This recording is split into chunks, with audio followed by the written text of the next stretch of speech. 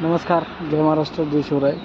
आज तारीख आहे 18 मे 2025. आपण आता कात बसवा आलो. ही कॅटचं इम्पोर्टेड कॅबिन आहे 44, पण ॲक्च्युलीला 426 असं म्हणतात.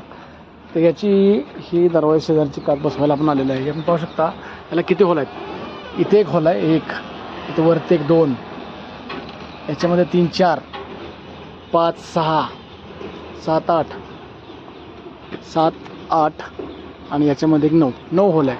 फक्त ही होलवरती कात आहे, ह्याला काही फिटिंग नाही, काय नाही. म्हणजे ही एवढं किचकट काम करून ठेवलं नाही कंपनीनं.